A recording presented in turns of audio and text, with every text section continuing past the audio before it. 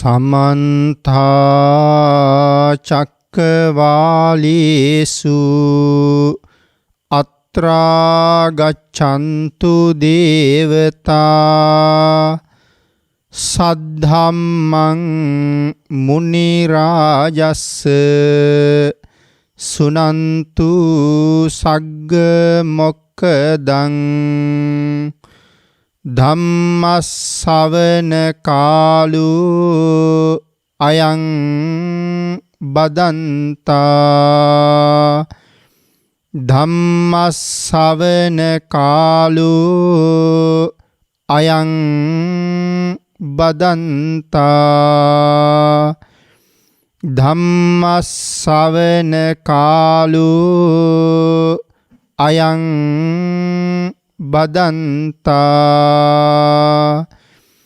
නමෝ තස්ස භගවතු අරහතු සබ්බ ධම්මේසු අප්පටිහත ඥානචාරස්ස දස බලධරස්ස චතු වේසාරජ්‍ය විසරදස්ස සබ්බ සත්තුත්තමස්ස ධම්මිස්ස රස්ස ධම්ම රාජස්ස ධම්මස්සාමිස්ස තථාගතස්ස සබ්බඤුනෝ සම්මා සම්බුද්දස්ස නමෝ තස්ස භගවතු අරහතු සබ්බ ධම්මේසු අප්පටිහත ඥානචාරස්ස දස බලධරස්ස චතු වේසාරජ්‍ය විසරදස්ස සබ්බ සත්තුත්තමස්ස ධම්මිස්ස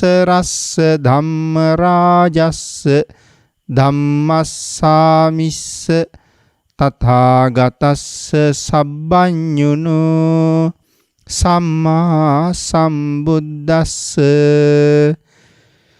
නමෝ තස්ස භගවතු අරහතු සබ්බ ධම්මේසු අප්පටිහත ඥානචාරස්ස දස බලධරස්ස චතු වේසාරජ්‍ය විසරදස්ස සබ්බ සත්තුත්තමස්ස ධම්මිස්ස රස්ස ධම්ම රාජස්ස ධම්මස්සාමිස්ස තථාගතස්ස සබ්බඤුනෝ සම්මා සම්බුද්දස්ස සද්ධර්ම ශ්‍රාවක කාරුණික ගුණගරුක බෞද්ධ පින්නතුනි බොහෝම ශ්‍රද්ධාවෙන් යුක්තව සියලු දෙනාම සූදානම් වෙන්නේ තිලෝගුරු ශාන්තිනායක සම්මා සම්බුදුරජාණන් වහන්සේ විසින් ලෝක සත්වයන් පිළිබඳව අසීමිත දයාවෙන් කරුණාවෙන් මෛත්‍රියෙන් යුක්තව අවබෝධ කරගෙන දේශනා කොට වදාළ පරම ගම්බීර වූ ශ්‍රී සද්ධර්ම රත්නයෙන් අබමල් රේණුවකටත් වඩා අඩු බොහෝම පුංචි කොටසක් දේශනා කරවගෙන ධර්ම ගෞරවයේ පෙරදරි කරගෙන දේශනාගත ධර්මයේ ශ්‍රවණය කරන්නත් එසේ ධර්ම ශ්‍රවණය කිරීමෙන් ලැබෙන අවවාද අනුශාසනා තම තමන්ගේ ජීවිතවලට එකතු කරගෙන වඩාත් නිවැරදි මෙලව ජීවිතයක් සකස් කර ගන්නත් නිවැරදි වුණ මෙලව ජීවිතයක් තුලින් සුගතිගාමී වූ පරලොව ආයති භවයකින් සැනසෙන්නත් අවසානයේ ප්‍රාර්ථනා කරන බෝධියෙන් සැප සහිත ප්‍රතිපදාවෙන් ඊ타ම ඉක්මන් භවයක ඊ타මත්ම කෙටි කාලයකින් උතුම් චතුරාර්ය සත්‍ය ධර්මය අවබෝධ කරගෙන සංසාරයෙන් එතර වීමේ බලාපොරොත්තුවත් ඇතුවයි. පින්නතුනි, ඒ උතුම් බලාපොරොත්තු ප්‍රාර්ථනා ඒ ආකාරයෙන්ම මුදුන්පත් කර ගැනීම සඳහා උතුම් වූ සද්ධර්ම දානානිසංසයත් ධර්ම ශ්‍රවණානිසංසයත් හේතු වාසනා වේවා කියලා ප්‍රාර්ථනා කරනවා. අද ධර්මදේශනාවේ මාතෘකාව හැටියට මම යොදා ගන්න කල්පනා කළේ ධම්මපද පාළියේ බාල වර්ගයේ සඳහන් වන තවත් උතුම් එක ගාථා රත්නයක්. අපේ බුදුරජාණන් වහන්සේ මේ ගාථා රත්නයේ දේශනා කොට වදාළේ සුමන කියන මල්කරු අරමුණු කරගෙන. තංච කම්මං කතං සාදු යං කତ୍වා නානු තප්පති යස්ස පතීතෝ සුමනෝ විපාකං පටිසේවති. මේ ගාථා රත්නයේ සරල තේරුම තමයි තංච කම්මං කතං සාදු. සතොස වැඩෙන යමක් යම් කෙනෙක් සම්පූර්ණ කරගන්නවද සඳහන් කරනවා සැපයට හේතු වෙන එවන් කටයුතු ජීවිතේ කර ගැනීම ඊටාම යහපත් කියලා. අපි පින්නතුනි තේරුම තව ටිකක් විස්තර සහිතව සාකච්ඡා කරගමු. නමුත් මේ වාගේ ගාථා රත්නයක් දේශනා කොට වදාළේ මොන වාගේ කාරණාවක් නිසාද කියන කාරණාව කෙටියෙන් ටිකක් මුලින් පැහැදිලි කරලා. අපේ බුදුරජාණන් වහන්සේ රජගහනුවර වැඩ ඉන්න කාලේ මේ රජගහනුවර සුමන කියලා මල් කරුවෙක් හිටියා. මේ සුමන තමයි හැමදාම බිම්බිසාර රජුරවන්ට මල් අරගෙන යන්නේ. එක දවසක් සුමන මලුත් අරගෙන රාජමාලිගාව බලාගෙන බොහොම ලහි ලහියේ යන අතරේ ඒ පාරෙදිම සුමනට මුණ ගැහෙනවා අපේ බුදුරජාණන් වහන්සේ. භාග්‍යතුන් වහන්සේ භික්ෂු මහා සංඝරත්නයේ පිරිවරාගෙන පිණ්ඩපාතය සඳහා මාර්ගයට අවතීර්ණ වෙලා. බුදුරජාණන් වහන්සේ චාරිකාවේ වඩිනකොට පිණිසිඟා වඩිනකොට මේ හැම අවස්ථාවකම භාග්‍යතුන් වහන්සේගේ ගමනේ ආකාර දෙකක් තිබුණා. සමහර දවසක වඩිනකොට සාමාන්‍ය භික්ෂුවක් වගේ බුද්ධ රශ්මිය සංගවගෙන භාග්‍යතුන් වහන්සේ වඩිනවා. තවත් සමහර වෙලාවක ෂඩ්වර්ණ රශ්මි ධාරා විහිදවමින් භාග්‍යතුන් වහන්සේ වඩිනවා.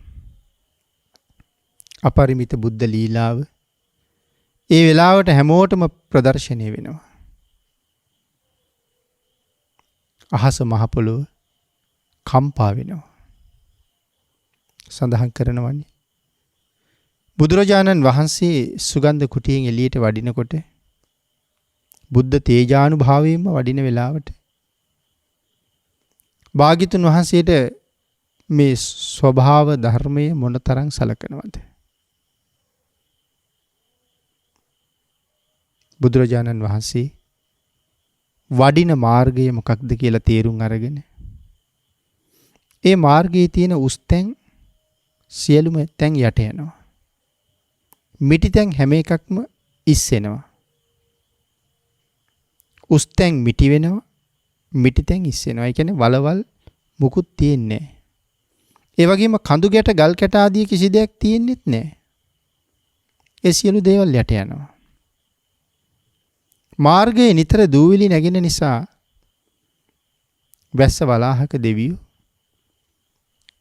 සිරි පොදකින් මාර්ගය සහ අවට තෙමනවා. දූවිලි නැගෙන එක නතර කරනවා.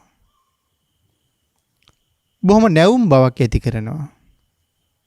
තනපත් උදට වැහි බින්දු වැටිලා දූවිලි හේදිලා ගිහිල්ලා පිනි බින්දු වලින් අලංකාර වෙලා. වාත වලාහක දෙවියෝ ඊතා සියුම් සුළඟක් මාර්ගයේ දිගේම හමනවා. පාරේ වැටිලා තියෙන කොළරුඩු ආදී සියල්ලම ඒ සුළඟින් ඉවත් කරලා දානවා. අනික් වලාහක දෙවියෝ බුදුරජාණන් වහන්සේට හිරු රශ්මියෙන් පීඩාවක් නොදෙන්න නොවෙන්න හරියට නිකන් වලාකුලින් වියම් බැඳ වගේ ආවරණයක් හදනවා. මේ මහ පොළොව කම්පා කරවමින් 80ක් අනු ව්‍යංජන ලක්ෂණ 216ක් මංගල ලක්ෂණ වලින් හෙබි සිරිපා ධාතුව මහ පොළොව ස්පර්ශ කරව භාග්‍යතුන් වහන්සේගේ ගමන ආරම්භ කරනවා. ෂඩ්වර්ණ බුද්ධ රශ්මිය ප්‍රදේශයේ පුරාම පැතිරෙනවා. බුදුරජාණන් වහන්සේ යම් ප්‍රදේශයකටද වඩින්නේ. සඳහන් කරනවා රාජ්‍යයට වඩිනකොට මේ රාජ්‍යයේ සීමාව සනිටුහන් කරලා තියෙන තැන තමයි මේ ඉන්ද්‍රකීලය පිහිටවල තියෙන තැන. මේ ඉන්ද්‍රකීලය ළඟට භාග්‍යතුන් වහන්සේ සිරිපා ධාතුව තබනවත් එක්කම ඒ වඩින රාජ්‍යයේ බුද්ධ රශ්මිය පැතිරෙන්න පටන් ගන්නවා. මිනිස්යන්ගේ ඇඟේ, ගස්වල, ගෙවල්වල, ගල්වල හැම තැනම බුද්ධ රශ්මිය පැතිරෙනවා. ආලෝක ධාරා වැටෙනවා. අශ්වය හේෂාරාව කරනවා. ඇත්තු කුංචනාද කරනවා. කාන්තාවන්ගේ බලලු වගේ දේවල් ඉබේම හඬ නගනවා. එතකොට උන් දැනගන්නවා භාග්‍යතුන් වහන්සේ අද මේ පැත්තට වඩිනවා. සියල්ලෝම ඉන්නේ පුදුම සතුටින්. ඉතින් එහෙම වඩිනකොට රජගහ නුවරටද සවැත් නුවරටද සඳහන් කරනවා පින්නතුනි බුදුරජාණන් වහන්සේට පූජා කරන්න යමක් අතේ නැතුව මගට බහින කෙනෙක් නැහැ කියලා. හැමෝම මොනවා හරි පූජාව සඳහා අරගෙන මෙලෙනවා. ඉතින් මේ වාගේ භාග්‍යතුන් වහන්සේ පිඬුසිඟා වඩින මග ඊතරම් ආසිරිමත්. සුමන මල් අරගෙන එනකොට භාග්‍යතුන් වහන්සේ වඩින්නෙත් ඒ බුද්ධ ලීලාවෙන්ම තමයි. සුමනට ඉදිරියෙන් මුණ ගැහුණාම සුමනට ඇති උනේ දරා ගන්න බැරි සතුටක්. සුමන කල්පනා කළා මහා පුරුෂයන් වහන්සේ පෙරමගදී මුණ ගැහුණා. රන් කඳක් වගේ බැබලෙනවා. ෂඩ්වර්ණ බුද්ධ රශ්මිය විහිදෙනවා. මේ මහා පුරුෂ රාජෝත්තමයන් වහන්සේට මම මොනවද අද පූජාවක් හැටියට කරන්නේ? සුමන කල්පනා කළා. සුමනගේ ළඟ වෙන පූජා කරන්න කිසිම දෙයක් නැහැ. සුමන තීරණය කළා අද මම මේ සමන් මල් බුදුරජාණන් වහන්සේට පූජා කරනවා. රජුරවන්ට ගෙනියන මල්. අද දවසේ රජුට මල් නොලැබුණොත් රජු කුමකින් කුමක් කරයිද දන්නේ. සුමන රටින් පන්නන්නත් පුළුවන්. සුමනගේ ජීවිතේ නැති කරන්නත් පුළුවන්. සුමනට අතපය අහිමි කරන්නත් පුළුවන්. සුමන ඕනෑම දෙයකට සූදානම්. රටින් පැන්නුවත් කමක් නැහැ. අතපය කැපුවත් කමක් නැහැ. එහෙම නැත්නම් මම මැරුවත් කමක් නැහැ. අද මේ මල් රජුට නෙමෙයි. අද මේ මල් බුදුරජුන්ටයි. සුමන තමන්ගේ කූඩෙන් මල් මිටක් අරගෙන මල් නැලි 8ක් තියෙන්නේ. බුදුරජාණන් වහන්සේ එන ඉදිරියෙන් භාග්‍යතුන් වහන්සේට ඉහළින් මල් විසි කළා. බුද්ධානුභාවය කොපමණද? සුමනගේ ශ්‍රද්ධාව කොපමණද? සුමන මල් විතරක් නෙමෙයි පූජා කරලා තියෙන්නේ. සුමන ජීවිතෙත් පූජා කරලා තියෙන්නේ. මැරුවොත් මැරුවාවි. නිරපුවොත් රටින් නිරපුවාවි. කොයිතරම් මහත් පූජාවක්ද? බුද්ධානුභාවයෙන් සුමන විසි කරපු මල් ටික බුදුරජාණන් වහන්සේගේ ශීර්ෂ ධාතුවට තරමක් උඩින් හරියට වියනක් බැඳ වගේ නතර වුණා. ඒක දැකලා සුමනට පුදුමයි. සුමනට හරි සතුටුයි. සුමන තවත් මල් මිටක් භාග්‍යතුන් වහන්සේ දිහාට පූජාවක් හැටියට ඉස්සා. ඒ මල් මිට බුදුරජාණන් වහන්සේගේ දකුණු පසින් හරියට නිකන් අපි අර නූලක මලින් මල අමුණලා වගේ තිරයක් දැම්මා වගේ අපූර්වට සැකසුණා. වම් පැත්තත් එහෙමයි. පිටිපස්සත් එහෙමයි. සුමනගෙන මල් ටික ඔක්කොම මේ අසිරිය දැක දැකම සුමන බුදුරජාණන් වහන්සේට පූජා කළා. මේක පුදුමාකාර ආශ්චර්යයක්. භාග්‍යතුන් වහන්සේ වඩිනවා මල් වියන කිසිම කෙනෙකුගේ ආධාරකයක් නැතුව භාග්‍යතුන් වහන්සේත් එක්ක ගමන් කරනවා. සියල්ලන්ටම පුදුමයි. සාදුකාර හඬ මුළු ප්‍රදේශයේ එක නිනාද දෙනවා. සුමන බොහෝම සතුටු වෙවි බුදුරජාණන් වහන්සේත් එක්ක පසු ගමන් කළා. මිනිස්සු තව පාරට එනවා මේ ආශ්චර්ය බලන්න. සුමන ටික දුරක් ප්‍රීතියෙන් පිනා යමින් භාග්‍යතුන් වහන්සේගේ පසු ගමන් කරලා සුමන හැරිලා ගෙදර ගියා. සුමන ආද හිස් පැසක් අරගෙන තමයි ගෙදර එන්නේ. සුමනගේ බිරිඳ සුමනට කතා කරලා අහනවා කෝ මල්? ඔහු සඳහන් කළා මං අද මල් බුදුරජාණන් වහන්සේට පූජා කළා. බිරිඳ අහනවා රජුරවන්ට ගෙනාපු මල්. දැන් මේ මල් ටික රජුට නුදුන්නාම රජු මොනව කරයිද? මරන්නත් පුළුවන්, රටින් පන්නන්නත් පුළුවන්. මොකක්ද ඒ කරපු වැඩි? ඔහු සඳහන් කළා මැරුවොත් මැරුවාවි, රටින් නිරපුවොත් නිරපුවාවි. මං ඕනම දෙයකට මූණ දෙන්න හිතාගෙන එහෙම කළේ. දරුවෝ ටිකත් ලෑස්ති කරගත්තා. ඇයත් ලෑස්ති වුණා. වහාම ගියා රජුරු ගාවට. ගෙන් සඳහන් කළා ස්වාමීනි මටවත් මගේ දරුවන්ටවත් දඬුවම් කරන්න එපා. මගේ මිනිස්යාද වරදක් කරලා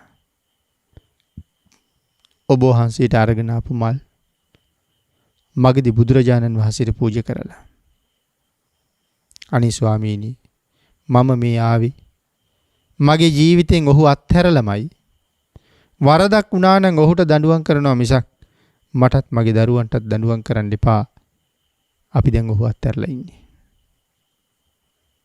පින්නතුනි බිම්බිසාර මහරජුරු කියලා කියන්නේ සෝවන් වෙච්ච ආර්යයන් වහන්සේ නමක්. මේ ආර්යයන් වහන්සේ බුදුරජාණන් වහන්සේට මල් පූජා කළා කියලා තමන්ගේ සේවකයට දඬුවම් කරයිද? මල් නෙමෙයි.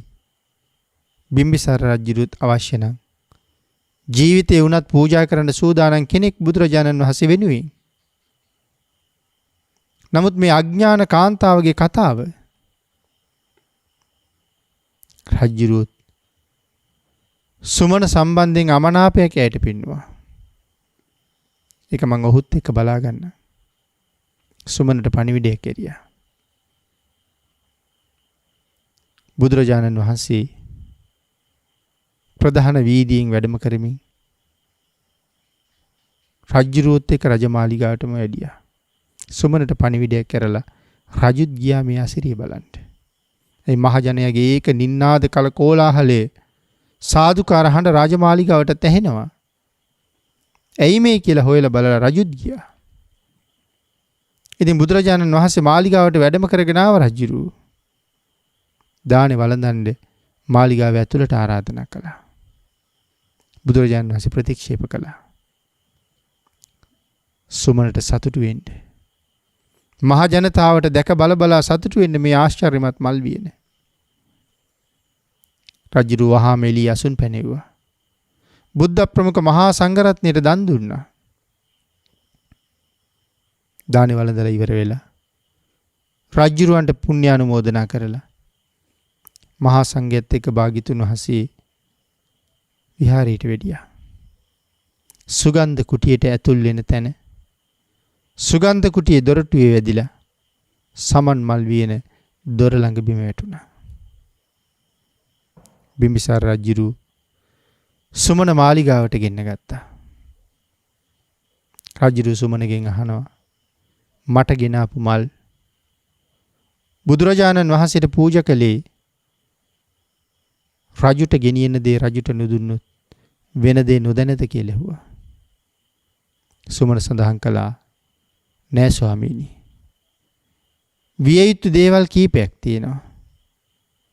එයින් කෝක වුණත් මම සූදානම්. එක්ක මරයි.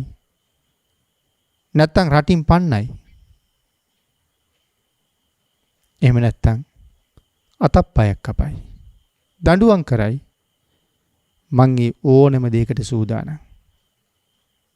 ඕනෑම දෙයකට සූදානම් වෙලයි ඔබ වහන්සේට ගෙන ආපු මල් ටික බුදුරජාණන් වහන්සේට පූජා කළේ. රජුරවන්ට මොහු පිළිබඳව ඇති වුණේ කියලා නිමක් කරන්න බැරි තරම් සතුටක්.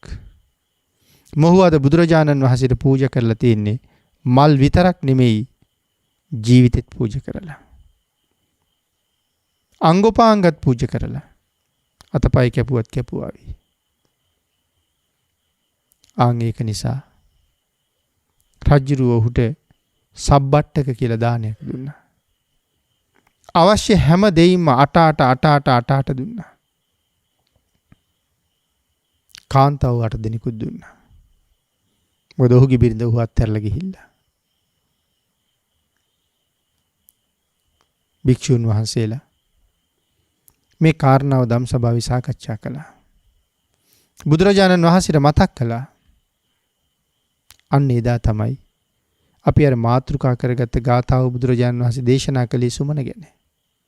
සුමන ගැන කරුණු දැක්කුවා. කරුණු පැහැදිලි කළා. භික්ෂුන් වහන්සේලාට දේශනා කළා මහණෙනි මේ සුමන මතු සංසාරේ දවසක පසේ බුද්ධත්වයේ ලැබලා මේ සංසාරේ කෙරවල කරන කෙනෙක්. පසේ බුදු වෙන්න පාරමිතා පුරන උතුමෙක්. එවන් බෝධිසත්වෙක් මේ උතුම් පූජාව සිද්ධ කළේ. පින්තුනි ජීවිතය අත්හරින්න කොයිතරම් ශක්තියක්, කොයිතරම් වීරියක්, මොනතරම් එඩිතර බවක් Taman තුල තියෙන්න ඕනේද? අපේ භාග්‍යතුන් වහන්සේ භික්ෂූන්ට සුමනයන් ගැන පැහැදිලි කරලා අපි අර මුලින් මාතෘකා කරපු ගාථා රත්නේ දේශනා කළා. තංච කම්මං කතං සාදු යං කତ୍වා නානු තප්පති යස්ස පතීතෝ සුමනෝ විපාකං පටිසේවති. සන්තෝෂයේ වර්ධනය වෙන දෙයක් කිරීම සැපයට හේතු වෙන නිසා ඒක ඊටම යහපත්. පින්නතුනි තංච කම්මං කතං සාදු. මෙතන සඳහන් කළා යමෙක් යම් දෙයක් කරනවා නම් ඒක යහපත් දෙයක් විය යුතුයි. සාදු කියේ යහපත් දෙයක්. යං කତ୍වා නානුතප්පති. මොකද්ද මේ නානුතප්පති කියලා කියන්නේ? යමෙක් යම් කටයුත්තක් කරලා පසුතැවෙන්නේ නැත්තම් ඒකයි මෙතන සඳහන් කරන්නේ. තමන් කරපු කාර්ය සම්බන්ධයෙන් කල්පනා කරනකොට පසුතැවීමක් ඇති වෙන්නේ නැත්තම් හිතේ පිනායාමක් ප්‍රමුදිත බවක් ඒ කටයුත්තෙන් පස්සේ ඇති වෙනවනම් අන් ඒකට කියනවා පින කියලා. සොම්නස, සතුට, පිනායෑම ඒ දේවල් තියෙන්නේ සතුට නිසා. පින නිසා. අපි කලේ එහෙම දෙයක් නම් ඒක යහපත්. හැබැයි සතුට ගැන සඳහන් කරාම සතුටෙත් කාරණා දෙකක් සඳහන් කරන්න ඕනේ. කෙනෙක් ප්‍රාණඝාත කරලා සතුටු වෙනවා. දැලට මාළු ගොඩක් අහුවෙලා නම් ඒත් සතුටුයි. තුවක්කු කඳට සතෙක් වැටිලා නම් ඒත් සතුටුයි. උගුලට සතෙක් බැදිලා නම් ඒත් සතුටුයි. මේ වාගේ සතුටු වෙන ක්‍රම කොච්චර තියෙනවද? නමුත් පින්නතින් එතන ඇත්තටම සතුටක් තියනවද? මෙතන කතා කරන්නේ නොමියෙන සතුටක් ගැන. කවදාවත් පසුතැවීමට හේතු වෙන්නේ නැති සතුටක් ගැන. කෙනෙක් හරියටම දානයක් පූජා කළා. හරියටම දෙන්න ඕනේ. සැකසීම, පිළියෙල කිරීම, පිළිගැන්වීම සම්පූර්ණ වෙන්න ඕනේ. එතකොට තමයි පින්කම අංග සම්පූර්ණ. එතකොට තමයි ප්‍රඥා ගෝචරව දන් දුන්න වෙන්නේ. ඒ කාරණාව හරියටම සම්පූර්ණ කළේ නැත්නම් පස්සේ දුක හිතෙනවා. එයි අපි තවත් දන් දෙන තැනකට යනවා. එතකොට එයා මේ සැකසීම, පිළියෙල කිරීම, පිළිගැන්වීම කියන කාරණා ටික හරියටම කරනවා. ඒතර මනා පිළිවෙලයිනේ. ඒක දිහා බලාගෙන ඉන්න මට දුක හිතෙනවා. අනේ මටත් මෙහෙම කරන්න තිබුණා. නමුත් දැන් කරලා ඉවරයි. ආන් ඒ දුක ඇති වෙන්නේ නැති වෙන්න යමක් කරනකොට ඒක හරියටම කරන්න. ආන් ඒ හරියටම කරලා ලබාගත් සතුට කවදාවත් මිය යන්නේ නැති සතුටක්. ඒකයි මෙතන මේ සඳහන් කරන්නේ නානුතප්පති. ඒතර සතෙක් මරලා ලබන සතුට, හොරකමක් කරලා ලබන සතුට, පංච දුෂ්චරිතයෙන් ලබන සතුට හැමදාම සතුටක් විදිහට තියනවාද? ඒක හැමදාම සතුටක් නෙමෙයි. ඒක දවසක දුකක්. ආන් ඒකයි මම සඳහන් කළේ සතුට ක්‍රම කීපයකට දක්වන්න පුළුවන් කියලා. නමුත් තමන් සිල් රැකලා, තමන් දන් දීලා, මව්පියන්ට සලකලා, ගුණ පුරලා ලබා ගන්න සතුට කවදාවත් අහිමි වෙන සතුටක්ද? නෑ පින්නතුනි, ඒක නොමියෙන සතුටක්. ඒක නොමැරෙන සතුටක්. මරණ මංචකයේදී පවා යහපත උදා කරවන සතුටක්. ආන් ඒක නිසා යමෙක් කරනවා නම් කල යුත්තේ මුළු ජීවිත කාලෙම සතුටු විය යුතු දෙයක්. ඒක Tamanට ඊටාම ප්‍රයෝජනවත්. ඒක අනුන්ටත් ලාභයක්. යං කତ୍වා නානුතප්පති. යස්ස පතීතෝ සුමනෝ. මොකද්ද මේ සඳහන් කරන්නේ? පතීතෝ පිනවීම, වේගයෙන් පැතිරී යාම,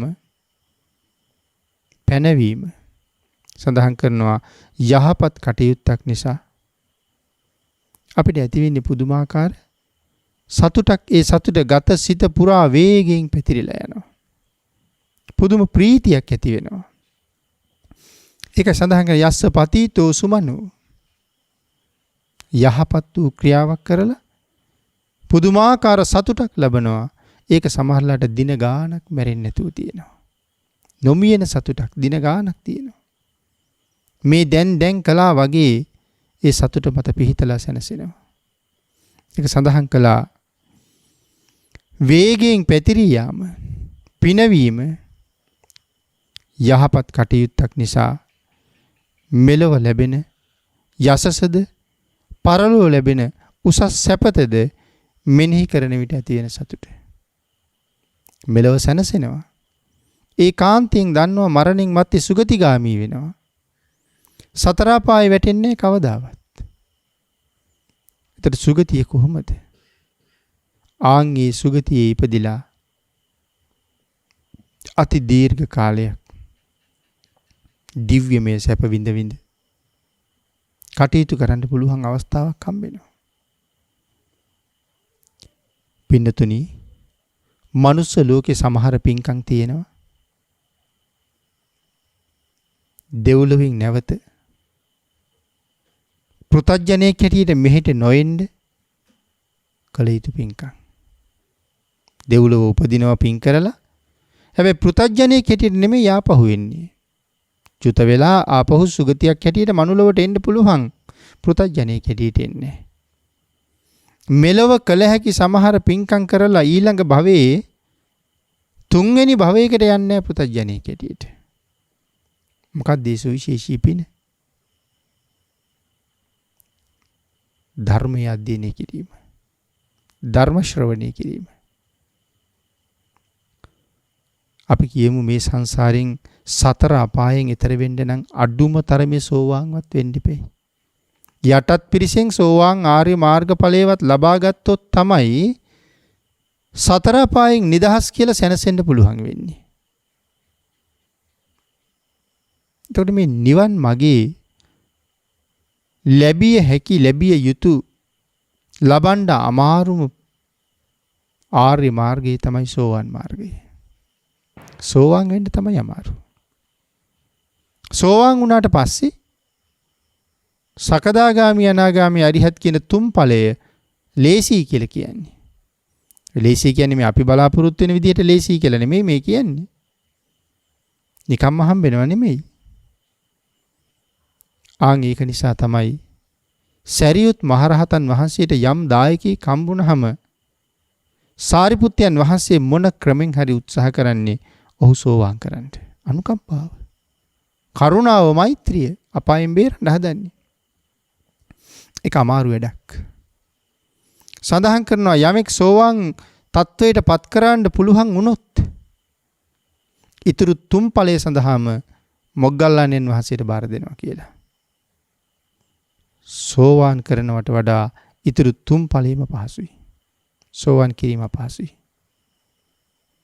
ඒ සඳහා යොමු කිරීම පහසුයි. ඉතින් යම් කෙනෙක් මේ ජීවිතෙන් අති උතුම් ආර්ය මාර්ගඵලයක් ලබා ගන්න නම් මහ ලොකු කැපකිරීමක්, වීරියක් ඔහු තුල තියෙන්න ඕනේ. ඒ විතරක් නෙමෙයි, ත්‍රි හේතුක ප්‍රතිසන්දියක් තියෙන්න ඕනේ. මේ ජීවිතෙම සෝවාන් වෙන්න නම් ඒ ත්‍රි හේතුක ප්‍රතිසන්දිය වමනයි. එතන මොකද්ද මේ ත්‍රි හේතුක ප්‍රතිසන්දියක්? කොහොමද සංසාරේ ත්‍රි හේතුක ප්‍රතිසන්දියක් ලබන්නේ? පින්කම් කරනකොට කර්මයයි කර්මඵලයයි මනාව දැනගෙන පින්කම් කරන්න ඕනේ. ත්‍රි හේතුක උපතකට මඟ හදා ගන්න. කර්මයයි ඵලයයි දැනගෙන කරනවා කියලා කියන්නේ. අපි කියමු අපි දානයක් දෙනවා. දානේ පූජා කිරීම තමයි අපේ කර්මය.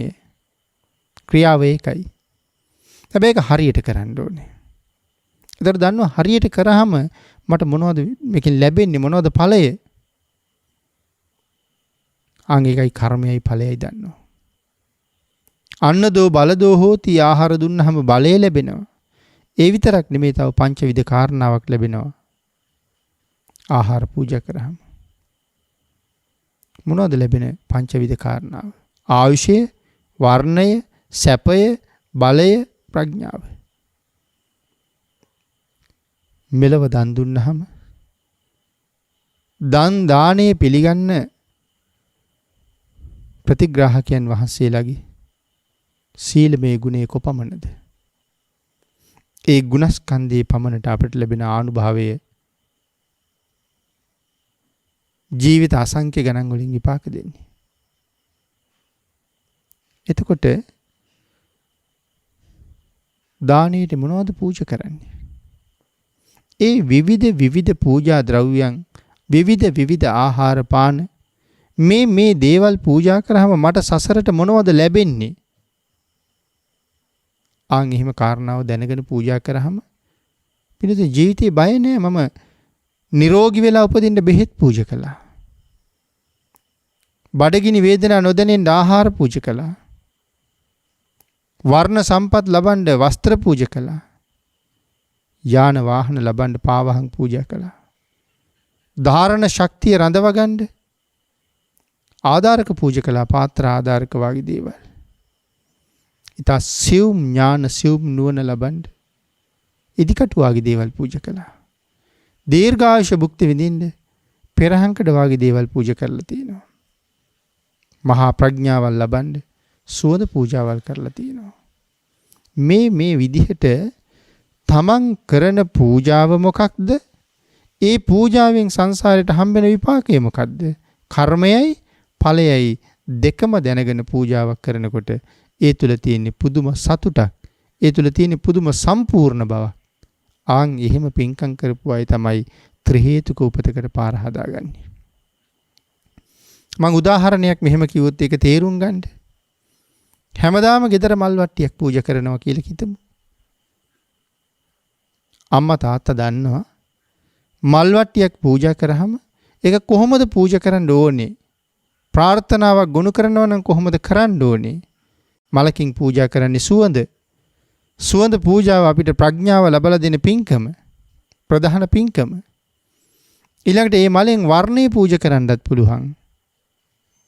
ඒ මල් වලින් මෘදු සුමුදු බව පූජා කරන්නත් පුළුවන්. ඒ මල් වලින් සුවඳ පූජා කරන්නත් පුළුවන්. ඒතර මව්පියෝ මේක දැනගෙන ප්‍රාර්ථනා ටික ගොනු කරනවා ප්‍රඥාව ලබන්න, රුව ලස්සන ලබන්න, ඊටාම මෘදු සුමුදු ශරීර ලබන්න. නමුත් තව දවසක දරුවට දෙනව මල් වට්ටිය ගිහිල්ලා අද පුතා පූජා කරන්න. හැබැයි පුතා මේ මුකුත් දන්නේ නැහැනේ මලක් පූජා කරාම මොනවද වෙන්නේ කියලා. එයා ගිහිල්ලා මල් වට්ටිය ආසනෙ උඩ තියලා වැඳලා එනවා. අන් එතකොට ඵලය දන්නේ. ඵලය දැනගෙන කරාම ත්‍රි හේතුක උපතකට මම්පෙත් පෑදෙනවා. නමුත් ඵලය දන්නේ නැත්තම් ඒත් අපිට විපාක දෙනවා.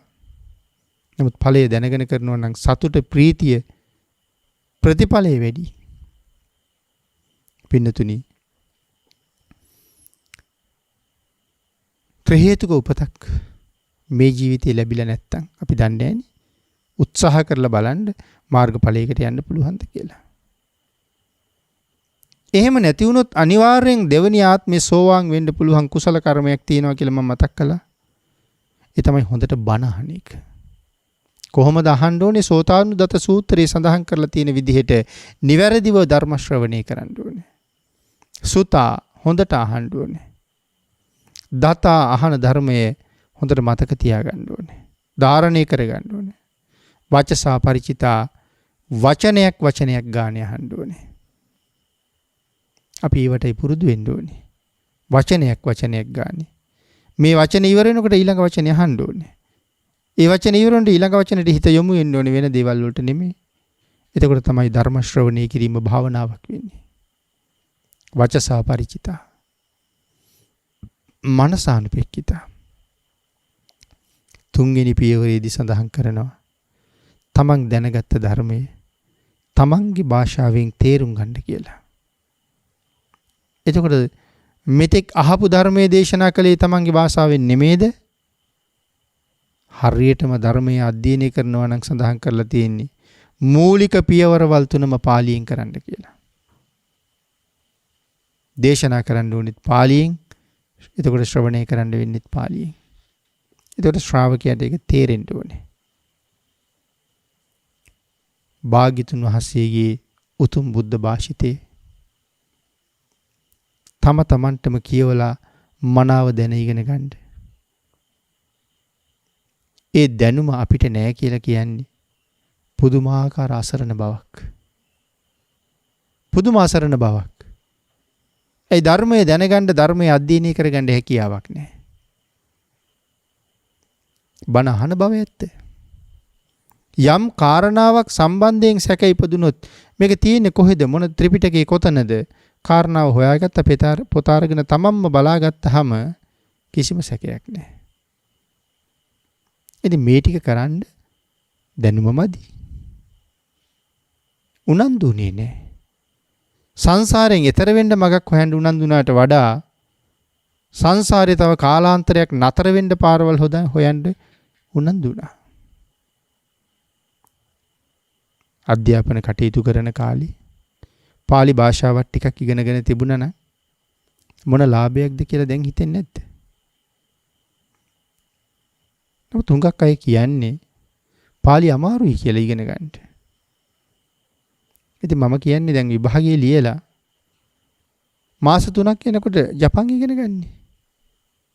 කොරියන් භාෂාව ඉගෙන ගන්න. දෙමළ ඉගෙන ගන්න. ප්‍රතිඵල එනකොට ඒ භාෂාව ඉගෙන ගන්න. ඒ කැපකිරීම පාලි වලට කළා නම් සංසාරයෙන් එතර යන්න පාර හොයාගන්න තිබ්බා. ඒකට ලොකු පිටුවහලක් කරගන්න තිබුණා. ඉතින් කෙසේ වෙතත් එහෙම නැත්තම් සත්පුරුෂයන්ගෙන් බණ අහන්න ඕනේ. සත්පුරුෂයෝ කියලා කියන්නේ වැරදි මග කියලා දෙන්නේ නැහැ කියලා විශ්වාසයක් ඇති කරගෙන ධර්ම ශ්‍රවණය කරන්න ඕනේ. මොකද නැත්තම් කියපු මග වැරදිද නැද්ද කියන කාරණාව Tamanට තීරණය කරන්න දැන් දන්නේ නැහනේ. ඒක තමයි තියෙන ලොකුම ආලාභය. එතකොට සුතා, දතා, වචසා පරිචිතා, මනසානුපෙක්කිතා ඔබ හිතලා බලන්න වචනයක් ගානේ ධර්ම ශ්‍රවණය කරපු එක දේශනාවක්වත් තියෙනවද කියලා. උත්සාහ කරන්න බණ අහනවා කියලා කීවට හුඟක් දෙනකොට චාරිත්‍රයක් විතරයි. මහත්ඵල නැහැ. නමුත් උත්සාහ කරන්න. පුරුදු කරන්න. වචනයක් ගානේ අහනකොට එතන තියෙන පුදුම සැනසීමක්. පුදුම සතුටක්. දිට්ඨියා සුප්පටිවිද්දා. නිවැරදිව ධර්ම ශ්‍රවණය කරලා තමන් ශ්‍රවණය කරගත්ත ධර්මයට අනුව උත්සාහ කරන්න ජීවිතය දිහා බලන්න. විදර්ශනා කරලා බලන්න ලෝකේ දිහා. යථාර්ථයේ දිහා හැරලා බලන්න. ධර්මානුකූලව තීරණය කරන්න. ඒකට හොඳ ප්‍රඥාවක් තියෙන්න ඕනේ. ආන් එහෙම කෙනෙකුට පුළුවන් හොඳට බණ අහන්න පුරුදු වෙච්ච කෙනෙකුට ඊළඟට භාග්‍යතුන් වහන්සේ දේශනා කළා මේ නවාංග ශාස්ත්‍රු ශාසනයේ සුත්ත, ගෙය්‍ය, වෙය්‍යාකරණ, උදාන, ජාතක, අභූත ධම්ම, ඉති උත්තක මේ විදිහට මේ නවාංග ශාස්ත්‍රු ශාසනයෙන් එක කොටසක් යමෙක් හරියටම ප්‍රගුණ කරගන්නවා නම් මනාව ප්‍රගුණ කරගන්නවා නම් මරණින් පස්සේ අනිවාර්යයෙන්ම සුගතිය උපදිනවා. සුගතියේ ඉපදුනාට පස්සේ ඒ සුගතියේදී මාර්ගඵල ලබන ක්‍රම කීපයක් බුදුරජාණන් වහන්සේ දේශනා කරලා තියෙනවා. ඒක සුගතියේදී සිද්ධ වෙන දෙයක්. එක්කෝ 이르දිමත් භික්ෂූන් වහන්සේ නමක් දිව්‍ය ලෝකෙට වැඩලා ධර්ම දේශනා කරනකොට අර මූලික විදිහට ධර්මයේ සඳහන් කරපු විදිහටම ධර්ම ශ්‍රවණය කරලා තියෙන නවාංග ශාස්ත්‍රීය ශාසනයේ කොටසක් ප්‍රගුණ කරලා තියෙන කෙනා මේ ධර්මයේ අහනකොට දන්නවා මෙයයි ධර්මය. මේ මම පෙර ප්‍රගුණ කරපු ධර්මයයි. ඒ දේශනාව අහනකොට මාර්ගඵල වලට ගමන් කරනවා. භික්ෂුන් වහන්සේ නමක් වැඩියේ නැත්නම් 이르දිමත් දෙවියෙක් වැඩම කරලා ධර්ම දේශනා කරනවා. බ්‍රහ්මයෙක් වැඩම කරලා ධර්ම දේශනා කරනවා. ඒ දේශනාව අහලා මගඵල ලබනවා. එහෙමත් නැත්නම් තමන්ටම වැටහෙන ක්‍රමයකුත් තියෙනවා. ඉතින් මේ ආදි වශයෙන් කාරණා කීපයක් පැහැදිලි කරලා තියෙනවා. මනාව ධර්මයේ ඉගෙන ගන්න එක ඊටාම වටිනවා. නිවැරදිව සිල් රකින්න එක වටිනවා. නිවැරදිව සිල් රකින්න ඕනේ. මිත්‍යා දෘෂ්ටික මතවාද වලට එල්බ ගන්නේ නැතුව බුදුරජාණන් වහන්සේ දේශනා කරලා තියෙන්නේ කොහොමද සිල් රකින්නේ? ඒ ක්‍රමයට සිල් රකින්න ඕනේ. මට හිතෙන හැටියට සිල් රැකලා හරියන්නේ නැහැ. අපිට ඕන හැටියට සිල් රැකලා හරියන්නේත් නැහැ. භාග්‍යතුන් වහන්සේ සතුටු වෙන විදිහට සිල් රකින්න ඕනේ. ආන් එහෙම කරගත්තාම සීල විසුද්ධියක් අපි තුල ගොඩ නැගිලා තියෙනවා. ඒක චිත්ත විසුද්ධියට මඟ පාදනවා. සීල විසුද්ධිය නැතුව චිත්ත විසුද්ධියක් බලාපොරොත්තු වෙන්න එපා කවදාවත්. ඒ හින්දා මුලින් හරියට තිසරණ මත පිහිටන්න ඕනේ. මුලින් තිසරණ මත පිහිටලා ඊළඟට පංචශීලයට එන්න නිවැරදිව පන්සිල් ආරක්ෂා කරගන්න ඕනේ. දිවි හිමියෙන් මේ සිල් උල්ලංඝනය කරන්නේ නැහැ කියන තැනට එන්න කටයුතු කරන්න ඕනේ. සෝවාන් වහන්සේ කවදාවත් පන්සිල් උල්ලංඝනය කරන්නේ නැහැ. ඒ විතරක් නෙමෙයි ප්‍රඥප්තිවාදී ශික්ෂාපද උල්ලංඝනය කරන්නේත් නැහැ. ප්‍රඥප්තිවාදී ශික්ෂාපද සමාදන් වෙලා නම් උල්ලංඝනය කරන්නේ නැහැ කවදාවත්. ඉතින් මනාව පන්සිල් මත පිහිටලා වැරදි දෘෂ්ටි ගොඩක් සමාජය තුළ තියෙනවා. මිනිස්සු අතර තියෙනවා. ඒ මිත්‍යා දෘෂ්ටියෙන් මිදෙන්න ඕනේ. ඒ සියල්ල සම්පූර්ණ කරලා තමන් හරියටම නිවැරදිවම සම්මාදිට්ඨියට ඇවිල්ලා ඉන්න ඕනේ. සක්කාය දිට්ඨි, සීලබ්බත පරාමාස මේ වගේ දේවල්. සීලබ්බත පරාමාසය ඊටාම විශේෂයි. ඒ වැරදි සීල වෘත වර්තමානයේ හරියට තියෙනවා. වැරදි අර්ථකථන ගොඩ තියෙනවා. නමුත් නිවැරදිව හරියටම සීලයක් ආරක්ෂා කරගන්න කොහොමද ඒක නිවැරදිව කරන්නේ?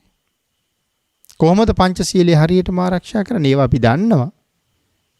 දිවි හිමියෙන් මේ සීලය උල්ලංඝනය කරන්නේ නැහැ ස්වාමීනි කියලා භාග්‍යතුන් වහන්සේට පොරොන්දුවක් දෙන්න. පොරොන්දුවක් දීලා තමන්ගේ ජීවිතයේ ওই වටින දේවල්, මාල වලලු, යාන වාහන, ඇඳුම් පැළඳුම්, ඒ දේවල් රකින්න දක්වන ඇල්මට වඩා සුවිශේෂී ඇල්මක් දක්වන්න සිල්පදේ රැක ගන්න. දැන් සිල් ගත්තට පන්සිල් සමාදන් වුණාට සිල් රකින්න වීරිය වඩන අය ඉන්නවද කියලා හිතලා බලන්නකෝ. නැත්තේ නෑ, ඉන්නවා සමාජයේ. බහුතරයේ හිගයි. සිල්පදයට ගරු කරන්නේ නැහැ. මොකද මේ සිල්පදේ මම සුගතියෙන් සුගතියට අරන් යනවා. ඊට වඩා වාහනේ ආරක්ෂා කරන්න කටයුතු කරනවා. ඇඳුම් ආරක්ෂා කරන්න මහන්සි වෙනවා. ආභරණ ආරක්ෂා කරන්න මහන්සි වෙනවා. හිතලා බලන්නකෝ මේ මහන්සි වෙන තරම් සිල් ආරක්ෂා කරන්න මහන්සි වෙලාද කියලා. සමහරවිට ආභරණ නිසා මරණය එන්නත් පුළුවන්. පැහැර ගන්න ඇවිල්ලා මරලා අරන් යන්නත් පුළුවන්. ඒ ආභරණයට ලෝභකමින් මැරිලා පෙරේත ලෝකෙ උපදින්නත් පුළුවන්. සීලයට ලෝභ කරන්නකෝ.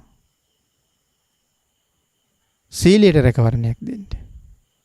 අන් සියල්ලටම වඩා ජීවිතේ ගියත් උල්ලංඝනය කරන්නේ නැහැ කියන තැන සීලය ආරක්ෂා කරගන්න. ආන්ගෙවන් කෙනෙකුට කවද කොතන කොහොම මැරුණත් මොකද? එහෙම උතුම් සීලයක් මත පිහිටලා චිත්ත විසුද්ධියක් සඳහා වීරිය වඩන්න ඕනේ. වැරදි සීල වෘත වලින් අයින් වෙලා සම්මාදිට්ඨික ක්‍රමයක් තුලින් අපි ඒ තැනට යන්න උත්සාහ කරන්න ඕනේ. ඉස්සල්ලා හරියටම තිසරණෙහි පිහිටන්න ඕනේ. තමන්ගේම අහලා බලන්න ඕනේ. බුදුරජාණන් වහන්සේ ගැන ත්‍රිපිටකයේ යම් විදිහකට දේශනා කරලා තියෙනවද? ඒ කිසිම කරුණක් සම්බන්ධයෙන් අල්ප මාත්‍ර සැකයක් තමන්ට නැහැ කියලා තීරණය කරන්න ඕනේ. ධර්ම රත්නය ගැන, සංඝ රත්නය ගැන අල්ප මාත්‍ර සැකයක් නැති බව තමන් තීරණය කරන්න ඕනේ. ආන් එහෙම තීරණය කරලා හරියට තිසරණ මත පිහිටලා සිල් ආරක්ෂා කරගෙන මේ ගමන යන්න උත්සාහ කරන්න ඕනේ. එහෙම උත්සාහ කරන කෙනාට ත්‍රි හේතුක ප්‍රතිසන්දියකුත් තියෙනවා නම් මාර්ගඵල ලබන්න අවස්ථාව තියෙනවා. අතීතයේ අපි අහලා තියෙනවා ධර්ම ශ්‍රවණය කරනකොට, දේශනාව අහගෙන ඉන්නකොට මගඵල ලබලා. පෙර වීරිය වඩපු අය පින්නතුනි, දුතාංග දරලා, මහා කැපකිරීම කරලා, සුළු සැප අත්හැරලා අනාගතයේ තියෙන ලොකු සැපයක් වෙනුවේ. එහෙම උත්සාහ කරන්න. සෝවාන් ආර්ය මාර්ගයේ සාක්ෂාත් කරගන්න අවශ්‍ය මූලික කාරණා ටිකක් අපි සාකච්ඡා කළේ. තව කරුණු ගොඩක් තියෙනවා. නමුත් මේ මූලික ටික මුලින් සම්පූර්ණ කරගත්තාම අපිට මේ මගට ලොකු අවස්ථාවක් තියෙනවා. උතුම් සීලයක හරියට පිහිටලා, නිවැරදිව තිසරණ මත මුලින් පිහිටලා, සීලයක පිහිටලා ශ්‍රද්ධාවෙන් කටයුතු කරගෙන යන්න. මේ ජීවිතයේ දුහේතුක නම් ධර්ම අවබෝධයට බාධාවක් නැහැ. මගඵල වලට බාධායි. නමුත් දෙවනි ආත්මේ අනිවාර්යෙන් සෝවාන් බවට පත් වෙන්න පුළුවන්. නවාංග ශාස්ත්‍රීය ශාසනයෙන් කොටසක් හරි යටත් පිරිසෙන් මනාව ප්‍රගුණ කරන්න. ඒ කාරණා සම්පූර්ණ කරගත්තාම මේ භයානක සංසාරයෙන් අනිවාර්යෙන් ඊළඟ භවයේ මම මිදෙනවා කියන පූර්ණ විශ්වාසයට යන්න පුළුවන්. ඒ මත පිහිටලා නිවැරදිව කටයුතු කරලා සංසාරයෙන් එතර යන්න මඟ හදාගන්න තුනුරුවන්ගේ ආශිර්වාදයෙන් සියලු දෙනාටම ශක්තිය, ධෛර්යය, වාග්ය, වාසනාව උදා වේවා කියලා ආශිර්වාද කරනවා. පින්නතුනි, අද ධර්මදේශනාවේ දායකත්වයේ දරුණු ලබන්නේ පිළියන්දල මාවිත්තර ප්‍රදේශයේ පදිංචි වයි නදුන්ද සිල්වා මහත්මයා සහ අම්බලන්ගොඩ ඌරවත්ත පදිංචි වයි ක්‍රිෂාන්ත සිල්වා මහත්මයා ඇතුළු පවුලේ සියලු දෙනා විසින් දායකත්වයේ දරන ලද නදුන් හා ක්‍රිෂාන් යන අයගේ දයාබරණීය මෑණියන් වූ ගංගා ඌරවත්ත අම්බලන්ගොඩ නිවසේ පදිංචිව සිට මීට තෙමසකට ප්‍රථම 2021 සැප්තැම්බර් මාස 25 වන දින අභාව ප්‍රාප්ත වූ පී ගුණවතී ද සිල්වා මහත්මිය හා ඉහත ලිපිනේ පදිංචිව සිට මීට අවුරුදු 22කට ප්‍රථම එනම් 1999 ජනවාරි මාස 3 වන දින අභාව ප්‍රාප්ත වූ දයාබර පියාණන් වූ වයිනන්දසේන ද සිල්වා මහත්මයාට මෙම උතුම් ධර්ම දේශනාමය පුණ්‍ය කර්මයේ කුසල් අනුමෝදන්ව සසර ගමන කෙටි වී ප්‍රාර්ථනීය බෝධියෙන් නිවන් දකින්න මේ කුසල් හේතු වේවා. මීට සමගාමීව නදුන්ද සිල්වාගේ ආදරණීය මාමණ්ඩිය වන සමන්ති මහත්මියගේ පියාණන් වූ පරලෝසපත් H.A. හේමපාල මහත්මයාට හා ක්‍රිෂාන්ත සිල්වාගේ ආදරණීය මාමණ්ඩිය හා නැන්දනිය වන නිලූකා මහත්මියගේ පියාණන් හා මෑණියන් වූ පරලෝසපත් නන්දපාල ද සිල්වා හා පී සුමනාවතී ද සිල්වා නදුන් හා ක්‍රිෂාන් යන අයගේ මුත්තණුවන් හා මිත්තණියන් වන පරලෝසපත් වයි එඩ්මන්ඩ් සිල්වා, පී ප්‍රේමදාස ද සිල්වා, N.H. නැස්ලින් ද සිල්වා හා පී ලිලී ගුණසේකර යන මහත්ම මහත්මීන්ට හා මව්පිය දෙපාර්ශ්වයේ සියලු ඥාති හිත මිත්‍රාදීන්ට මේ කුසල් අනුමෝදන් වේවා. දායකත්වයේ දරූ නදුන් මහත්මයා, ක්‍රිෂාන් මහත්මයා සහ සම්බන්ධීකරණයෙන් දායක වූ චතුකද සිල්වා මහත්මයා ඇතුළු පවුල්වල සියලු ඥාති හිත මිත්‍රාදීන්ට මෙම පුණ්‍ය ධර්ම බලයෙන් නිදුක් නිරෝගී චිරජීවනයේ සැලසේවා.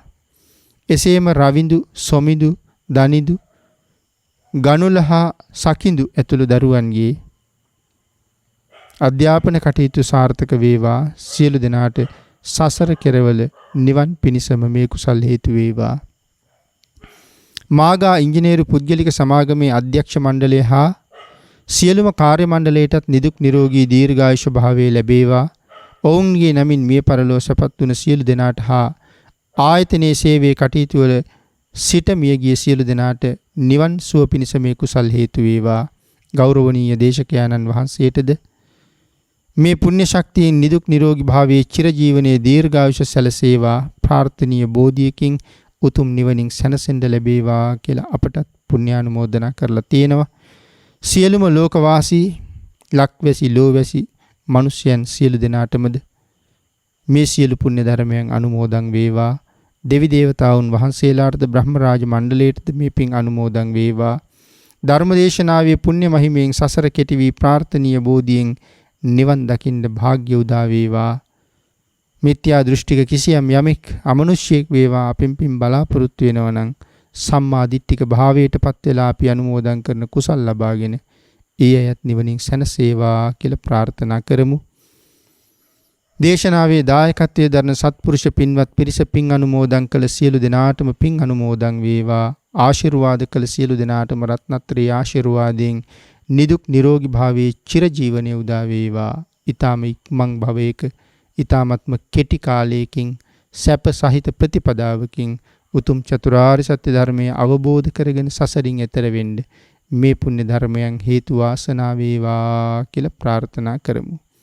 ආකාසට්ඨා ච බුම්මට්ඨා දේවා නාග මහිද්దికා පුඤ්ඤන්තං අනුමෝදිත්වා චිරං රක්ඛන්තු ලෝක සාසනං දේවෝ වස්සතු කාලේන සස්ය සම්පatti හේතුච පීතෝ භවතු ලෝකෝ ච රාජා භවතු ධම්මිකෝ. මෝහක්ඛයෝ නිබ්බානං